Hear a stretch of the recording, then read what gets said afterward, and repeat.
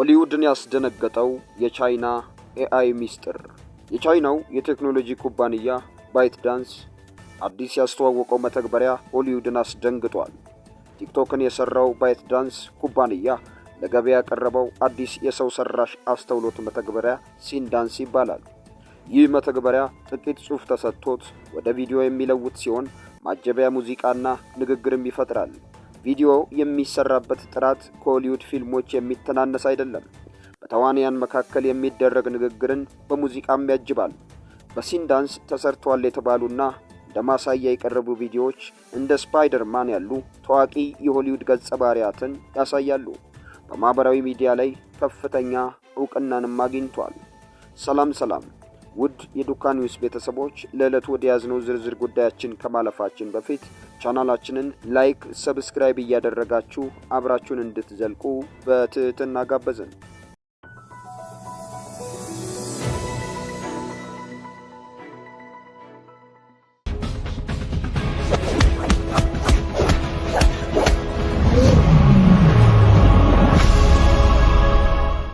እንደ ዲዝኒና ፓራማውንት ያሉ ግዙፍ የአሜሪካ ፊልም ሰሪ ተቋማት ባይትዳንስ የቅጂ መብት ጥሰት ፈጽሟል ብለው ከሰዋል።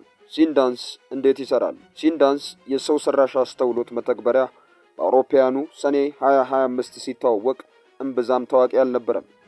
ከ8 ወራት በኋላ መተግበሪያው ማሻሻያ ተደርጎበት ይፋ ተደረገ። ቪዲዮ ስቴት የተባለው የፈጠራ ተቋም ውስጥ የሚሰራ ጃን ዊሊያም ብሎም ሲንዳንስ ሲገልጸው በኤአይ የተሰራ ቢሆንም ቆንጆ ቪዲዮ ነው ብዬ ለመጀመሪያ ጊዜ ያሰብኩት በምክንያት ነው ይላል። በሲንዳንስ የተሰሩ ቪዲዮዎች በፕሮዳክሽን ተቋማት እንደሚሰሩት ያህል ጥራት እንዳላቸው ይናገራል። በምዕራቡ ዓለም የተሰሩ የሰው ሰራሽ አስተውሎት ቪዲዮዎች አስደናቂ ምስሎች ቢኖራቸውም ሲንዳንስ ሁለገብ መሆኑን ያስረዳል። ጽሑፍን ወደ ቪዲዮ የሚለውጡ እንደ ሚድጆርኒና ሶራ ያሉ መተግበሪያዎች አሉ። ሲንዳንስ ከአጭር ጽሑፍ ቢሆንም ከፍተኛ ጥራት ያለው ቪዲዮ ይፈጥራል። የሰው ሰራሽ አስተውሎት ስነ ምግባር ባለሙያ ማርግሬት ሚሼል እንደምትለው ሲንዳንስ አስደናቂ የሆነ ጽሑፍ፣ ምስልና ድምፅ አንድ ላይ ስለሚያቀናጅ ትልቅ ነው ብላለች። ተዋናዩ ዊል ስሚዝ ፓስታ ሲመገብ የሚያሳይ ቪዲዮ ተሰርቶ በማህበራዊ ሚዲያ ላይ በስፋት ሲዘዋወር ነበር። ከእውነተኛ ቀረጻ ጋር በእጅጉ የሚቀራረብ መሆኑን በርካቶችን አስገርሟል፣ አስደንግጧልም። ሌላኛው በማህበራዊ ሚዲያ በስፋት የታየው ዊል ስሚዝ ከፓስታ ከተሰራ አውሬ ጋር ሲታገል የሚያሳይ ቪዲዮ ከፍተኛ ገንዘብ ወጥቶበት ከሚሰራው የሆሊውድ ፊልም ጋር የሚስተካከል ጥራት አለው። የቴክኖሎጂ ባለሙያዎችና የፊልም ሰሪዎች እንደሚናገሩት ከሆነ ሲንዳንስ ቪዲዮ የሚሰራበትን መንገድ ወደ አዲስ ምዕራፍ አሸጋግሯል። That's the good stuff. And that's a wrap.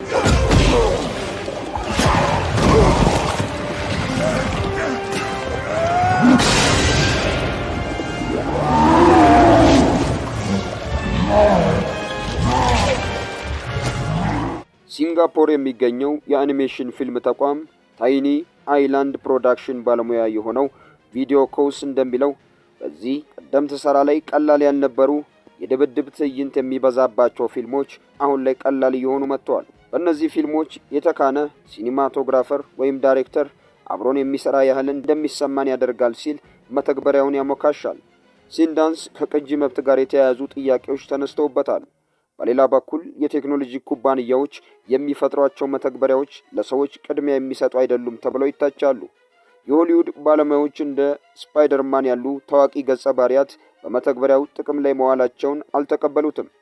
ዲዝኒና ፓራማውንት ባወጡት ደብዳቤ ሲንዳንስ ይዘቶቻቸውን እንዳይጠቀም ከልክለዋል። ጃፓንም ታዋቂው የአኒሜሽን ገጸ ባህሪ በሲንዳንስ በመታየታቸው ምክንያት ባይትዳንስ ላይ የቅጂ መብት ጥሰት ምርመራ ከፍታለች። የሲንዳንስ ፈጣሪ የሆነው ባይትዳንስ የደህንነት ጥበቃ እርምጃዎችን እንደሚያጠናክር አስታውቋል። በአውሮፓውያኑ 2023 ኒውዮርክ ታይምስ ኦፕን ኤአይ እና ማይክሮሶፍትን በቅጂ መብት ጥሰት መክሰሱ ይታወሳል። ተቋማቱ የሰው ሰራሽ አስተውሎት ሞዴሎቻቸውን ለማሰልጠን የኒውዮርክ ታይምስን ይዘት ተጠቅመዋል ተብለው ነው የተከሰሱት።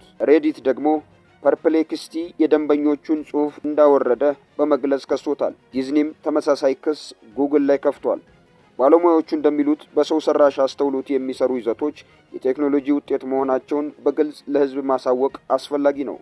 ኤአይ የሚወስዳቸው ገጸ ባህሪያት በስምምነት ክፍያ በመፈጸም ቢሆኑ ይመከራል።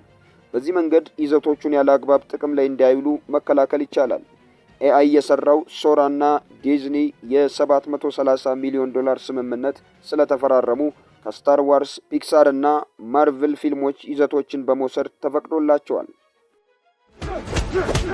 You killed Jeffrey Epstein, you animal! He was a good man! ይህ ጉዳይ የቴክኖሎጂ ፉክክር ብቻ አይደለም፣ ፖለቲካዊ አንድምታም አለው። የአሜሪካ ጡንቻ የሚለካው በሆሊውድ ነው። ቻይና ደግሞ እንደነ ኢራን ኒውክሌር ከማስወንጨፍ በቴክኖሎጂ አሜሪካንን ለመዋጋት እየሞከረች ነው። ቻይና የቴክኖሎጂ ፉክክሩን እየመራች ነው። በሜልበርን ዩኒቨርሲቲ የኮምፒውተሪንግ ተመራማሪ ሻነን ኮሂኒ እንደምትለው ሲንዳንስ በምዕራቡ ዓለም የተሰሩ ፊልሞችን ይዘት ሲወስድ ከአእምሯዊ ንብረት ጥበቃ ጋር የተያያዙ ጥያቄዎች ሊነሱበት እንደሚችሉ ይታወቃል። ሕግጋትን ለመጣስ ብዙ ማምለጫ መንገዶች አሉ ትላለች።